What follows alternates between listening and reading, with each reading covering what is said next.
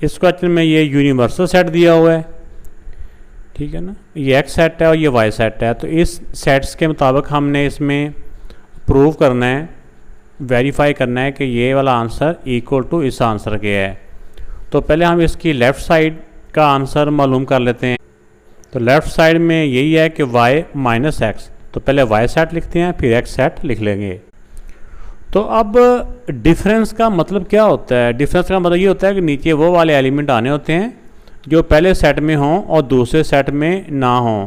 अब देखिए 4 5 6 इसमें भी है 4 5 6, आगे 7 8 9 10, 7 से लेके 10 तक इसमें तो हैं लेकिन इधर नहीं है। तो ये 7 8 9 और 10 ये लेफ़्ट साइड का आंसर आ गया। y माइनस एक्स का ये आंसर आ गया। इसको हम आंसर 1 का नाम देंगे। तो राइट साइड में हमने जो मालूम करना है ये हमने y इंटरसेक्शन x कम्प्लीमेंट मालूम करना है। तो इसके ऊपर क्योंकि कम्प्लीमेंट आ गया तो पहले हम x कम्प्लीमेंट मालूम कर लेंगे। जब x कम्प्लीमेंट आ जाएगा तो उसका y के साथ हम इंटरसेक्शन मालूम कर लेंगे। तो आइए पहले इसका x कम्प्लीमेंट मालूम करते हैं। तो x कम्प्लीमेंट मालूम करने के लिए यूनिवर्सल में से x को माइनस करेंगे। तो पहले यूनिवर्सल सेट आ गया, फिर माइनस, फिर x सेट आ गया। तो नीचे वो वाले एलिमेंट आने होते हैं। डिफरेंस का मतलब ये होता है कि जो पहले सेट में हों और दूसरे में ना हों। अब देखिए इसमें 1 से लेकर 6 तक, 1 से लेकर 6 तक इसमें भी हैं, 1 से लेकर 6 तक इसमें भी हैं।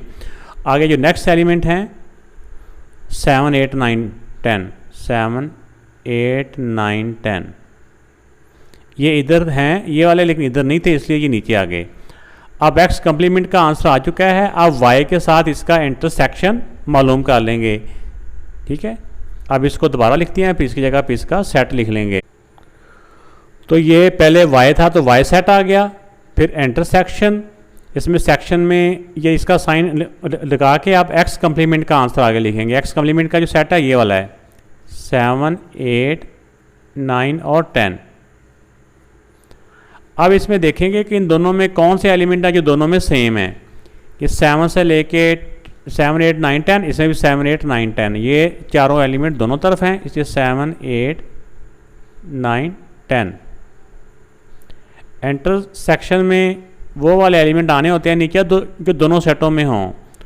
तो ये राइट साइड का आंसर हमारा आ चुका है। आप देखें इसका जो आंसर 1 आया था वो भी हमारा 7 8 9 10 था, और जो राइट साइड का आंसर आया वो भी 7 8 9 10 है। तो इससे क्या प्रूव हुआ? इससे ये हमारा जो इनकी रिक्वायरमेंट थी वो प्रूव हो चुकी है कि ये इसका आंसर और इसका आंसर आपस में इक्वल है। तो क्वेश्चन के एंड पे ये लिखना मत भूलिएगा कि फ्रॉम 1, यानी जो इसका आंसर 1 आया और जो आंसर 2 आया है, इससे ये प्रूव हो गया कि इसका आंसर और इसका आंसर आपस में इक्वल हैं। तो ये एंड पे जो उनकी रिक्वायरमेंट होती है उसके मुताबिक ये लिख भी देना चाहिए।